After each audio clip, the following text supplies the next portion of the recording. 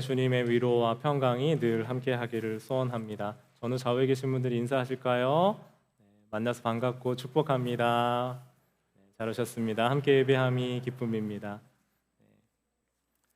여러분 보시기에는 제가 사투리도 안 쓰고 또 시골 사람처럼 생기지도 않았지만 제가 이래봬도 그 낙농업으로 유명한 도시에서 태어났거든요.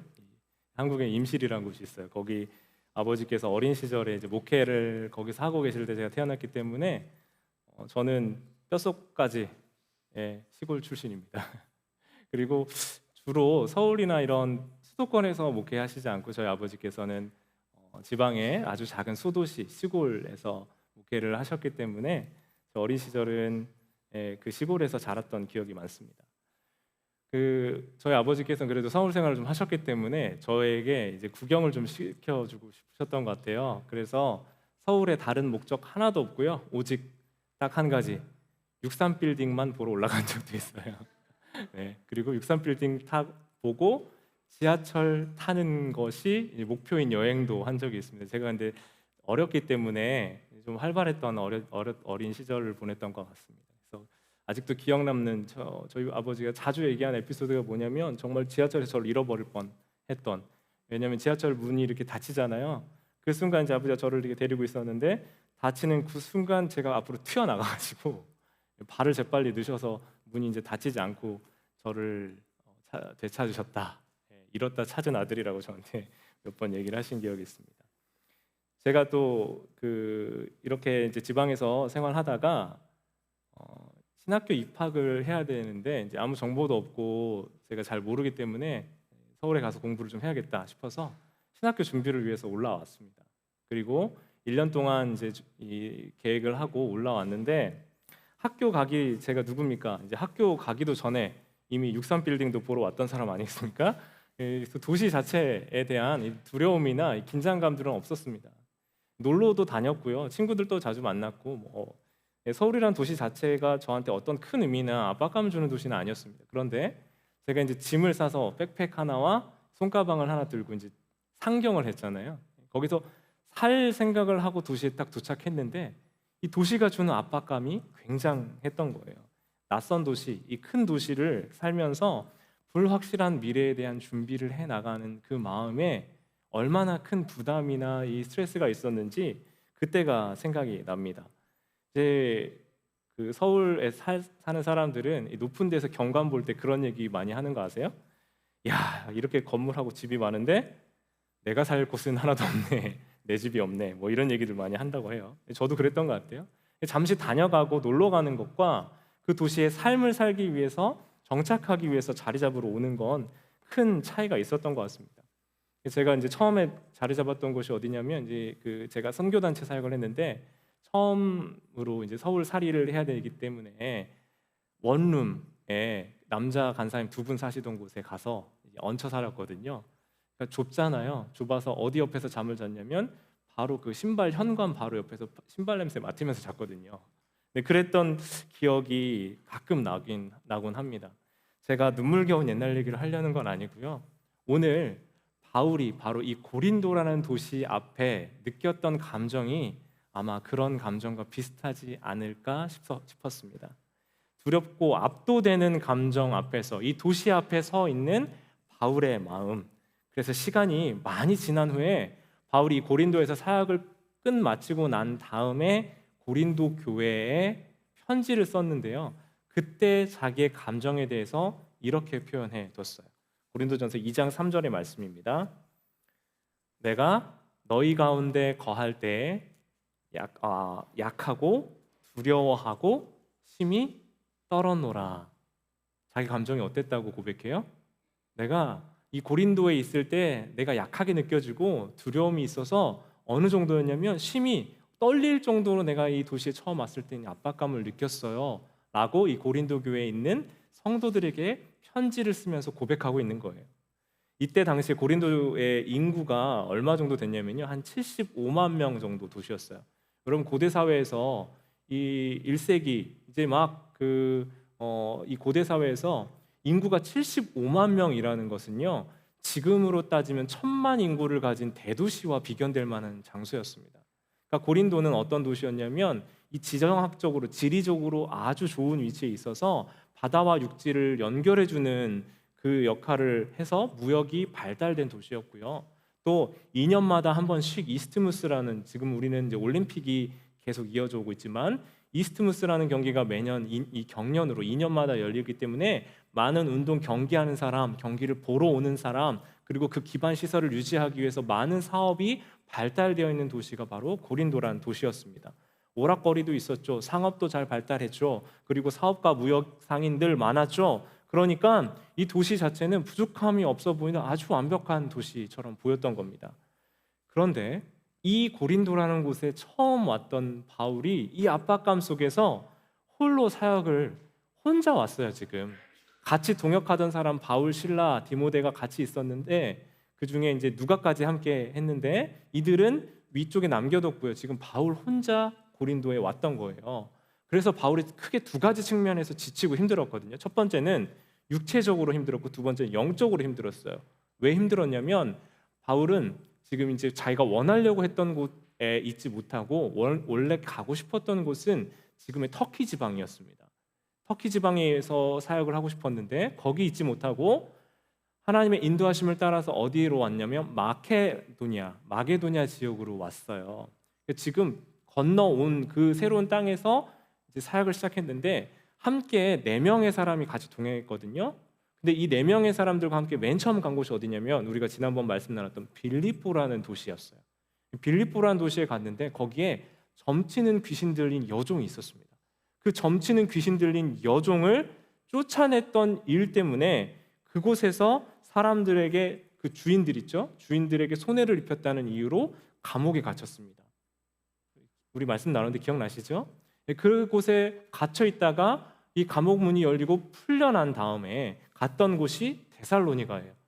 빌립보, 데살로니가 이렇게 위에서부터 이렇게 내려오고 있어요. 그런데 이 데살로니가에 갔더니 유대인 중에서 불량한 사람들이 깡패들을 동원해서 그 데살로니가에 있었던 바울과 동역자들을 위협하고 쫓아냈던 거예요. 그래서 3주 만에, 새 이래 만에 철수하고 베레아라는 곳으로 쫓겨 내려갈 수밖에 없었습니다. 베레아에 갔더니 사람들이 너무 나이스하고 젠틀했어요. 말씀을 잘 받고 이 사람들 참 마음의 밭이 좋았습니다. 우리 여러분들처럼. 근데 이 베레아라는 곳에 더 머물고 사역하고 싶었는데 그 전에 있었던 데살로니가라는 곳에서 유대인들이 이 얘기를 듣고 깡패들을 이 베레아라는 지역까지 사람을 보내서 바울과 그 일행을 공격하는 거예요. 그러니까 이 베레아라는 곳에도 오래 있을 수가 없었어요. 그래서 혼자 겨우 쫓겨나듯이 도망가서 도착한 도시가 아덴, 지금의 그리스 아테네 지역까지 내려왔습니다. 이곳에서는 바울이 기대가 좀 있었을 거예요. 왜냐하면 여기는 철학, 그다음에 지혜, 그다음에 당시에 현인들이 많았던 도시였기 때문에 지식인들이 많고 말이 잘 통할 것이라는 기대가 있었어요. 그러니까 그들과 함께 이야기하면서 예수님 잘 전해봐야지 기대하고 그곳에 갔는데 실제로 많은 사람들 앞에서 얘기도 할 수 있었고 거기서 같이 자기의 뜻과 예수 그리스도에 대해서 전할 수 있었지만 그 예수 그리스도를 열심히 아무리 전했어도 사람들은 그냥 이렇게 팔짱 끼고 지식, 새로운 이야기를 소비하려고 하는 태도로 보고 있었기 때문에 예수님이 전해지지 않고 그 도시에서도 금방 나올 수밖에 없었습니다. 쫓기고 밀리고 밀려 도착한 도시가 어디예요 지금? 고린도라는 도시였던 거예요. 여러분, 육체적으로 지치는 것은 사실 이동 많이 한다고 지친다기보다는요, 이 쫓겨나고 도망 다니고 미움받았던 이 삶의 여정 자체가 어디서도 환영받지 못했기 때문에 마음이나 육체적으로 쉴 수가 없었을 것이고요. 특히 이 고린도는 어떤 도시였냐면 영적인 압박감이 굉장히 심했는데 왜 그러냐면 고린도라는 곳 자체에 신전이 있었는데 이 여신전 사제들이 1000명 있었어요. 근데 무슨 일을 했냐면 이 도시 자체가 이 매춘회에 있어서 굉장히 자유롭고 관대한 도시였습니다. 부끄럽게 여기질 않는 거예요. 심지어 신전 여사제들도 이 신전 일을 하면서 신에게 드릴 제물을 위한 이 돈을 번다는 이유로 매춘하는 것이 부끄럽지 않은 도시였다는 거예요. 그러니까 이 도시 자체의 어떤 영적인 분위기나 힘 자체는 이 스포츠 즐기고 또 친분 상승에 대한 욕구들이 있고 무욕으로 부유하고 모든 정황들이 복음을 전했을 때 복음이 전해지고 예수님이 전해지기보다는 바울은 손가락질 받고 웃음거리밖에 안 될 만한 상황이 바로 이 고린도라는 도시였던 거예요. 여러분, 더 좋은 환경에서도 쫓겨나고 밀려왔는데 이 고린도라는 압도적인 도시 앞에 서 있는 바울이 마음이 평안하겠어요? 기대가 있겠어요? 낙심 가운데, 절망 가운데 있었던 상황이 바로 밀려 쫓겨 겨우 도착한 이 고린도에 홀로 있던 바울의 상황이었다는 겁니다. 사랑하는 성도 여러분, 여러분의 삶에도 이런 삶의 자리가 있지 않으세요? 내가 원하고 의도하지 않는 삶의 자리, 일터, 학교, 또 모든 삶의 정황 가운데 여러분이 의도하지 않는 그 자리에 이렇게 어려움과 소망 없는 상태로 있을 수밖에 없는 그런 경험들이 여러분들도 아마 있으실지 모릅니다. 고린도전서 1장 18절에 보면 이 고린도 교회에 쓴 이 편지에 바울은 십자가의 도가 멸망하는 자들에게는 미련한 것이요 그러나 구원을 얻는 우리에게는 하나님의 능력이라고 편지하고 있어요. 이때는 이 고린도의 모든 사역이 끝나고 나서 편지를 썼기 때문에 신학적으로나 영적으로나 정비가 된 상태에서 고린도 교회에 쓴 편지일 겁니다. 그런데 실제로 이렇게 썼던 이유는 뭐냐면 십자가의 도, 예수님을 전하는, 예수님의 생명을 전하는 그 일 자체가 너무 미련해 보였기 때문에 했던 말이에요.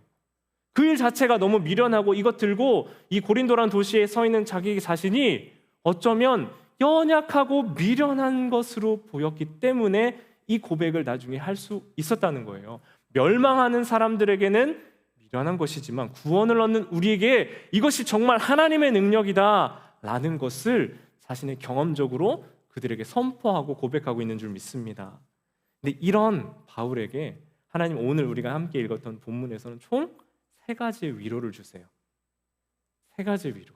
오늘 본문에서 어떤 위로를 주셨는지 오늘 말씀을 보면서요, 우리 사랑하는 성도님들의 삶에도 하나님이 주시는 이 낙심되고 절망되고 포기하고 싶은 상황에 주시는 하나님의 위로가 우리 사랑하는 성도 여러분들의 삶에도 임하기를 간절히 소원합니다. 첫 번째 위로는 뭐냐면요, 바로 사람을 통한 위로였습니다. 어떤 위로요? 사람을 통한 위로. 오늘 본문을 보면 한 부부가 등장합니다. 그 부부 이름은 아굴라와 브리스길라. 우리에게는 이 본문에서는 아굴라가 먼저 나오지만요, 주로 브리스길라가 나중에 먼저 나와요. 교회 역사에서 여성의 이름이 먼저 나왔다는 것은 그만큼 이 여성의 사역이나 어떤 섬김이 특별했다라는 걸 상징해요. 이 브리스길라와 아굴라 부부를 만나게 되는데 이 사람들은 어떤 사람들이었냐면 원래 로마에 있었던 사람들이에요. 로마에서 사업 잘하고 안정적으로 살던 사람들인데 그 당시에 황제가 그곳에 있었던 로마에 있던 유대인들을 다 쫓아내 버렸어요. 왜 그랬을까요? 18장 2절을 한번 보시겠어요? 예, 여기 우리 본문에는 글라우디오라는 사람, 글라우디오가 모든 유대인들에게 명하여 로마에서 그들을 나가게 했다고 했죠. 떠나라 항구로라고 표현되어 있죠. 이 글라우디오가 우리가 한글 성경이 번역하다가 말이 조금 바뀌었는데 그 세계 역사에서 보면 로마의 4대 왕인 클라우디오 황제입니다. 이 클라우디오 황제가 유대인들에게 로마를 다 떠나라고 명령을 한 이 역사적 기록이 있어요. 근데 그 이유가 뭐냐면 여러 이제 분석이 가능하지만 학자들은 이렇게 봅니다. 예수 그리스도를 인정하고 받아들인 유대인들과 거부하고 격렬히 미워했던 유대인들과의 싸움이 분명히 있었을 것이다. 뿐만 아니라 그 유대인들 안에 일어났었던 분쟁들 때문에 로마가 시끄러워지는 걸 보고 로마의 이 황제인 글라우디오가 화가 난 거죠. 그래서 다 너네 유대인들 로마 있지 말고 다 나가 하고 모두 다 쫓아냈던 겁니다. 아마도 이 브리스길라는 귀족의 위치를 가진 여자라고 보는데 아마 시민권도 가지고 있었을 겁니다. 그런데 남편과 함께 이 로마에서 떠나서 비교적 가까운 도시인 이 고린도라는 곳에 정착을 했어요. 그리고 나서 그들이 생업하던 사업을 계속 이어가는데 그게 바로 천막 만드는 일이었습니다.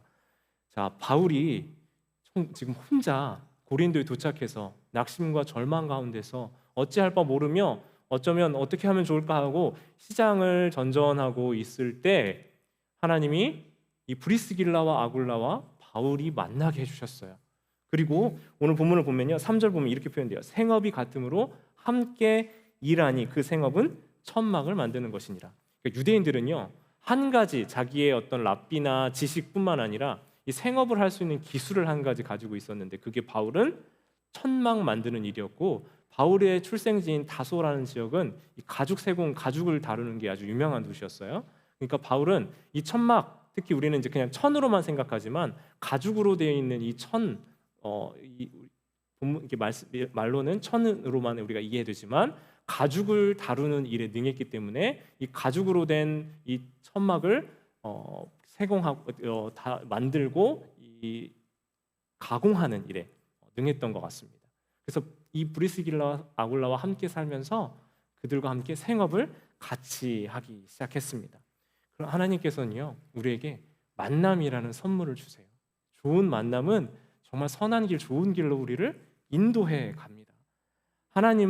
하나님께서 일하실 때 누구를 사용하시는 줄 아세요? 사람을 통해서 일하세요.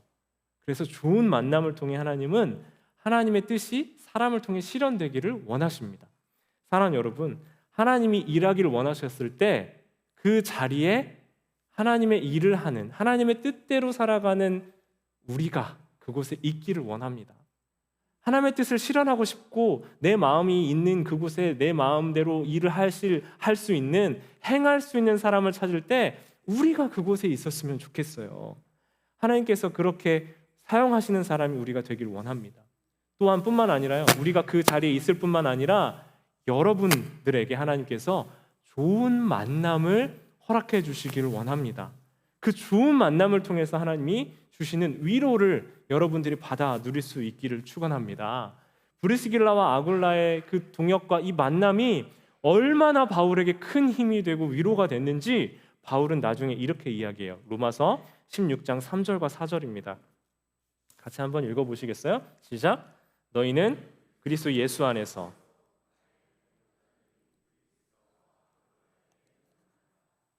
그들은 내 목숨을 위하여 자기들의 목까지도 내놓았나니 나뿐만 아니라 이방인의 모든 교회도 그들에게 감사하느니라. 뭘 내놓았다고 해요, 여러분? 목까지 내놓을 정도로. 이거 정말 아주 극단적인 표현이겠죠. 여러분, 이 두 동역자의 존재가 바울에게 얼마나 위로가 됐는지요. 그들을 볼 때 바울이 자기 목을 내놓다는 게 아니고요, 그들이 자기의 목을 내놓아서라도 사랑을 하고 섬길 만큼 이렇게 정말 아름답고 귀한 동역자가 되어줬다라고 이야기하고 있는 겁니다. 사랑하는 여러분, 여러분의 인생에 좋은 친구 있으세요? 좋은 동역자 있으세요? 그렇다면 여러분 참 복된 인생이 좀 있습니다. 여러분 전후좌우에 계신 분들 한번 보시겠어요? 네. 그런 사람이 되겠습니다. 한번 얘기해 보시겠어요? 네. 네, 부부 사이에 특히 못하고 계신 분들, 네, 이따가 저하고 좀 상담이 필요하니까 네, 제 서재로 오시기 바랍니다. 여러분, 브리스가와 아굴라, 이 브리스가라고 표현된 이 브리스길라예요. 이 브리스길라의 사역이 얼마나 중요했는지 이방인의 모든 교회도 그들에게 감사할 만큼 너무 귀한 일들을 했던 거죠. 여러분, 우리는 바울이라는 위대한 전도자만 기억해요. 그러나 이 바울이라는 존재가 있기 위해서는 바울과 함께 동역하며 바울의 일과 하나님의 일을 섬겨왔었던, 함께했던 사람들이 있어요. 그래서 우리가 서로가 서로에게 좋은 동역자이자 위로가 되어 주기를 원합니다. 특히 여러분의 부탁하고 싶은 것은요, 여러분 곁에 있는 사람을 귀히 여기셔야 되는 거예요. 여러분 주변에 있는 사람들의 존재를 귀히 여길 줄 알 때 하나님은 그 귀히 여기는 마음을 통해서도 우리에게 좋은 만남들, 또 좋은 관계들로 우리를 인도해 주시는 줄 믿습니다. 어떤 노래 가사 중에요, 이런 이야기가 있어요. 이 내용은 지금 이 시대를 정말 정확하게 반영한다 싶었어요. 내 기쁨은 늘 질투가 되고 슬픔은 항상 약점이 된다. 이런 가사가 있는데 이것이 여러분 뭐예요? 세상의 논리이고 세상을 살아가는 우리의 슬픔 아니겠어요? 내가 내 기쁨이 보여지면 다른 사람들은 나를 질투할 뿐이고 내 슬픔이 보여지면 그것 자체가 나의 약점이 되는 것이 우리가 이 세상을 살아가면서 마주하는 슬픔이고 고통이고 아픔의 이유잖아요, 여러분. 그런데 바울과 같이 그리스도 안에서, 예수님 안에서 하나님의 위로와 사랑이 사람을 통해서 격려되는 것을 경험했던 사람들은 로마서 12장 15절의 말씀처럼 이렇게 고백할 수 있는 겁니다. 즐거워하는 자들과 함께 즐거워하고 우는 자들과 함께 울라. 여러분, 우리 마음 안에서 즐거운 이와 함께 즐거워할 수 있고 우는 자들과 함께 울 수 있다면 그것은 우리의 어떠함이 아니라 바로 예수 그리스도를 통해 부어진 하나님의 마음이 우리 안에 있는 줄 믿습니다. 여러분, 우리가 그런 공동체가 되어야 돼요. 사람을 통해 위로받는다는 것이 무조건 나쁜 것이 아니라요, 사람을 통해 하나님이 주시는 위로를 받아 누릴 수 있는 여러분들이 되시기를 소원합니다. 여러분, 기쁨이 질투되고 슬픔이 약점되는 세상에서 그리스도를 통한 희생과 사랑의 공동체, 그래서 함께 즐거워하고 함께 울고 웃을 수 있는 우리 신시내티 하는 장로교회 되기를 주님의 이름으로 축원합니다. 이게 바로 첫 번째로 주셨던 하나님의 위로였습니다. 두 번째는 뭐였냐면요, 바로 사역의 열매를 보여주신다. 사역의 열매를 통해 바울을 위로해 주셨다라는 겁니다. 두 번째로 바울은요, 이 실라와 디모데가 마게도냐라 이 북쪽에서 지금 내려왔거든요. 함께 다니다가 급히 바울만 먼저 지금 고린도에 와 있었어요. 그리고 나서 브리스길라와 아굴라를 만났고요. 뒤늦게 위에서 내려온 실라와 디모데를 만났어요. 여러분, 바울이 한 가지 소식을 받았는데요, 위에 있는 교회들이 잘 자라고 있고 교회가 성장하고 있고 이 믿음이 잘 커나간다는 소식을 그들을 통해 들었습니다. 뿐만 아니라 바울과 실라가 어떤 소식을 가져왔냐면요, 바울이 말씀을 전하는 일에 전념할 수 있도록 그 마게도냐 지역에 있는 교회들의 헌금을 모아서 바울을 도울 수 있도록 그 헌금을 가져왔어요. 단순히 헌금이 아니라 이 교회 공동체가 바울의 사역을 돕고 동역한다는 그 자체가 바울에게 너무나 큰 위로가 됐었을 거예요. 그리고 이 위로를 받으며 하나님이 내가 했던 일들과 사역들이 아무 쓸데없는 일이 아니고 아무 결과가 없는 일이 아니었네 라는 것을 바울이 느끼게 해주셨던 겁니다. 그래서 교회 공동체가 세워지고 사역에 이 교회를 섬겼던 일들에 대한 결과가 눈에 보이니까 이 결과를 통해 하나님은 바울을 위로해 주셨다는 거예요. 그래서 말씀을 힘있게 이 교회 공동체 안에 힘있게 전할 수 있게 됐는데, 그런데 문제가 생겨요. 그래서 오직 말씀에 전념해서 이 복음을 전하는 일을 했는데, 바울이 그렇게 전하면 복음이 잘 증거될 줄 알았는데 그들이 대적하여 비방했다라는 결과가 주어집니다. 왜요? 여러분, 아무리 말씀을 잘 전해도요, 받아들이는 사람의 그 마음에 따라서 다른 반응이 나올 수 있는 거예요. 그죠? 그래서 에스겔서 3장 19절에 이렇게 되어 있습니다. 내가 악인을 깨우쳐 주었는데도 그 악인이 악한 행실과 그릇된 길을 버리고 돌아서지 않는다면 그는 자신의 악행 때문에 죽을 것이다. 그러나 너는 내 목숨을 보존할 것이다. 너에게는 너의 사명을 담당하고 너의 일을 다 해냈을 때 너에게는 문제가 없을 거야 라고 에스겔 선지자에게 말씀해 주셨어요. 여러분, 이것이 바울에게 동일하게 적용이 되는 거예요. 그러니까 바울이 회당에서 쫓겨나면서 이 옷을 털면서 나에게는 죄가 없다라고 이야기하고 그 회당을 나온 겁니다. 유대인들이 모여있는 이 회당에 가서 말씀을 전하고 싶었는데 그들에게는 결국 쫓겨났어요. 그런데 그 쫓겨난 일로 인해서 이사를 했고요. 그 만남의 장소가 바로 어디였냐면 바로 회당, 회당 지역 회당의 바로 옆에 있었던 유스도의 집에 갔고, 그곳에서 또 회당장과의 만남을 통해서 회당장이 그리스도를 만나고 구원받는 일이 그 안에 일어났다는 겁니다. 자, 두 번째로 뭐라고요? 사역의 결과, 열매로 하나님이 위로해 주셨다고 했죠. 이 일이 바로 바울에게 일어나고 있는 거예요. 바울을 위로하시는 하나님이 회당장인 그리스보, 회당에선 쫓겨났는데 회당장인 그리스보에게 그 예수 그리스도를 만나게 해주셔서 예수님을 만난 그 그리스보를 통해서 저 사람이 예수님을 믿었어? 나도 믿을 수 있겠네 하면서 많은 사람이 예수님께 돌아오는 일을 하게 하셨다는 겁니다. 그래서 하나님은 때론 사역의 그 결과나 열매를 보여주면서 하나님의 사람들을 위로해 주시는 거예요. 너의 삶이 헛되지 않아, 너의 수고가 헛되지 않아 라는 걸 바울에게 보여주신 줄 믿습니다. 자, 이 두 가지를 보여주셨죠. 첫 번째 뭐라고요? 하나님의 사람을 통해서 위로해 주셨고, 두 번째는 사역의 열매, 결과를 통해서 위로해 주셨습니다. 자, 그런데 이 두 가지를 받고도 바울은 마음의 위로를 받지 못했나 봐요. 그래서 어떻게 이야기하냐면요, 두려워하고 떨었던 마음이 그 마음 안에 계속 있었던 겁니다. 오늘 본문 18장 9절 10절 보면요, 하나님이 바울에게 와서 이렇게 말씀하세요. 바울에게 말씀하시되 두려워하지 말며 침묵하지 말고 말하라. 내가 너와 함께 있으며 어떤 사람도 너를 대적하여 해롭게 할 자가 없을 것이니 이는 이 성중에 내 백성이 많음이라 하시더라. 바울의 마음 안에 두려움이 있었고 여전히 떨림이 있었고 괴로움이 있었고 고통이 그의 삶 안에 여전히 남아 있었다는 거예요. 사랑하는 여러분, 그래서 하나님이 여러 위로를 주시지만 사람을 통해 내 삶의 환경과 여건이 좋아지는 것을 통해 아무리 위로를 해주셔도 우리는 그 위로가 충분하지 않게 느껴질 때가 있는 거예요. 그래서 하나님이 결국 방금 읽었던 9절의 10절의 말씀을 통해서 뭘 하셨어요? 말씀으로 그를 위로해 주신 줄 믿습니다. 그리고 그와 동행하게 하시겠다는 약속을 통해 그를 위로해 주신 줄 믿습니다.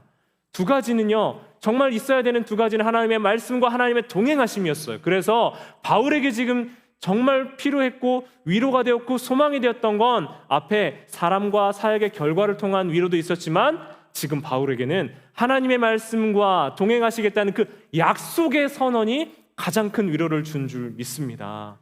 사랑하는 여러분, 두려워하지 말고 침묵하지 말고 말하라 라는 것은 하나님 뒤에서 이렇게 등 떠밀면서 야, 두려워하지 마, 침묵하지 마, 말해 하고 등 떠밀면서 하는 말이 아닙니다. 윽박지르는 말씀이 아니에요.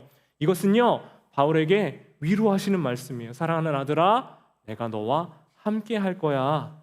그리고 이 일은 네 일이 아니라 나의 일이야.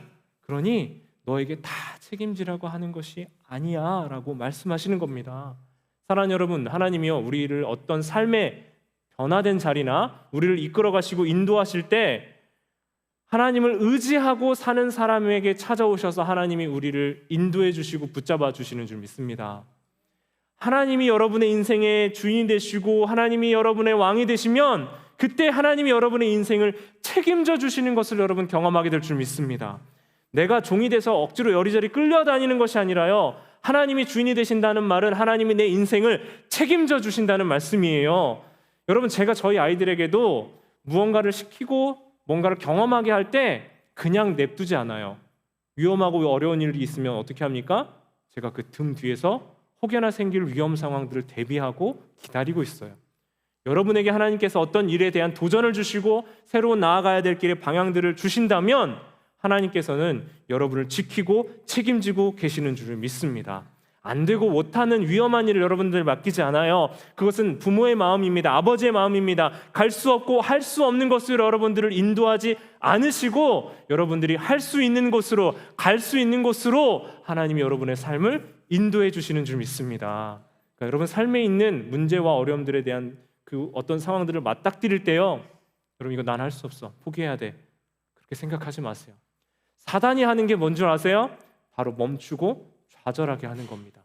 그 자리에 절망하게 만들어요. 어떤 일이든 그만두고 싶게 하고 피하고 싶게 하고 포기하고 싶게 만들어요.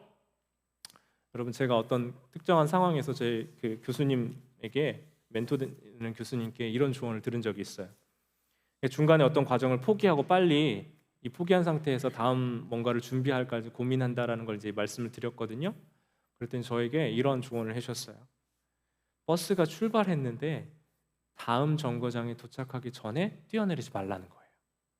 출발한 버스에서 이미 내가 그 어떤 과정들을 하고 있는데 그것에서 뛰어내려서 다른 거 준비하겠다 생각하지 말라는 거예요. 다음 정거장에 도착했을 때 내가 내릴 수 있을 거다라고 조언해 주시더라고요. 여러분, 저에게 정말 중요한 조언이었어요. 사랑하는 우리 성도 여러분, 그런 말씀 많이 들어보셨죠? 강한 놈이 살아남는 게 아니라 끝까지 살아남는 놈이 강한 거. 여러분의 삶의 자리와 여러분이 있어야 될 그것을 포기하지 않으셨으면 좋겠습니다. 하나님이 보여주시는 작은 기쁨과 위로로 우리 삶의 커다란 슬픔과 무게를 이겨내고 살아가는 것이 우리의 삶이고 믿음의 걸음인 거예요. 작은 기쁨이 우리 삶 앞에 놓여져 있을 때 우리 삶에 있는 커다란 짐과 슬픔들을 예수님 앞에 내려놓고 계속 그 걸음을 갈 수 있는 것이 하나님이 우리에게 주신 믿음의 삶이고 그리고 그 자체가 삶 자체라는 거예요. 하나님이 이 말씀을 주시고 우리를 붙드셨을 때 우리가 힘을 얻게 될 줄 믿습니다. 사랑하는 성도 여러분, 오늘 세 가지 바울의 위로의 말씀을 받았어요. 첫 번째는 사람을 통해 주는 위로였습니다. 두 번째는 우리 삶의 어떤 크고 작은 삶의 열매들이나 결과들을 통해 주시는 거였어요. 세 번째로는 하나님의 말씀, 우리가 동행해 주시겠다는 하나님의 약속이었어요. 바울이 이 세 번째 약속을 듣고요, 뭐라고 표현되어 있냐면 11절에 1년 6개월을 그들 가운데 머물며 그들 가운데서 하나님의 말씀을 가르치니라 라고 합니다. 1년 6개월을 계속 힘을 내서 그 가운데 하나님의 말씀을 가르칠 수 있었다. 낙심하고 절망돼서 곧 그 고린도를 떠나고 포기하고 싶어서 두렵고 심히 떨렸던 그 자리에서 1년 6개월 동안 바울이 자기의 부르심과 사명을 끝까지 감당할 수 있었던 것은 이 하나님의 위로가 있었기 때문인 줄 믿습니다. 우리 사랑하는 성도 여러분들의 삶에 우리가 하나님을 주인으로 왕으로 모시고 인정하고 살 때 주시는 이 세 가지의 위로가 모두 있었으면 좋겠어요. 특별히 이 세 번째, 하나님이 우리에게 말씀을 주시고 우리와 동행하시겠다는 그 약속을 여러분들이 받아 누리시기를 주님의 이름으로 축원합니다. 우리 시간 같이 찬양하면서 함께 기도하고 성찬의 자리로 나아가면 좋겠는데요. 먼저는 우리가 두려워 말라, 아무것도 두려워 말라라, 이 찬양의 가사의 고백을 드릴 겁니다. 두려움 가운데, 또 문제 가운데, 뭔가를 헤쳐나가는 상황 가운데 있는 여러분, 우리 삶의 한 걸음 과정 가운데 하나님이 주시는 위로와 소망이 여러분의 삶에 있기를 원합니다. 여러분, 어쩌면 여러분이 의도하고 계획했던 대로 삶이 계속 안 되셨을 수도 있어요. 내가 있고 싶은 곳, 있고 싶은 원하는 장소, 직장, 학교가 아니라 어쩌면 때론 우리 삶은 내가 원하고 바라지 않는 삶에 바울처럼 밀려 떠밀려 쫓겨 도착할 때도 있습니다. 어떤 분들에게는 우리 교회가, 어떤 분들에게는 이 도시가, 어떤 분들에게는 여러분의 직장이, 어떤 분들에게는 여러분의 학교가 그런 장소일 수 있어요. 감당하기 어려운 부담감과 떨림과 책임감과 어떻게 나가야 될지 모르는 그 일들이 여러분의 삶에 있을지도 몰라요. 그때 여러분 바라보아야 되는 것은 하늘로부터 부어지는 이 하나님의 위로, 그 위로가 여러분의 삶에 임하여지길 원합니다. 그 위로를 받으려면 여러분의 삶이 하나님께 맡겨져 있어야 돼요. 하나님을 믿는 그 믿음 가운데 하나님을 신뢰할 때 그 바울에게 하나님이 세 가지 위로를 주셨던 줄 믿습니다. 여러분, 이 시간 하나님을 믿고 의지하며 아무것도 두려워하지 말라는 하나님의 말씀과 약속을 받으십시오. 그리고 여러분이 나아가야 되는 그 삶에 그 무엇보다도 하나님이 위로하시고 붙잡으시고 여러분과 함께 하신다면 여러분의 삶의 장소, 위치, 관계 모든 것 문제되지 않습니다. 하나님 책임져 주시는 줄 믿습니다. 내가 너와 함께 할 거야, 내가 너와 함께 해 라는 그 약속이 저에게도 동일하게 느껴졌어요. 이 신시내티에는 내 백성이 많아, 이 신시내티에는 내 백성이 많다는 그 하나님의 약속을 받습니다. 그래서 우리의 삶의 자리에 그 예수님 전하고 저에게만 주시는 말씀뿐만 아니라 우리 모두에게 주시는 그 위로와 소망, 여러분의 삶의 자리에서 말씀하시는 그 평안이 여러분의 삶에 있기를 소원합니다. 같이 우리 사람으로 사역의 열매로 하나님의 말씀으로 동행으로 위로하시는 하나님의 은혜가 이 찬양의 고백 가운데 함께 하길 원합니다. 함께 찬양하겠습니다.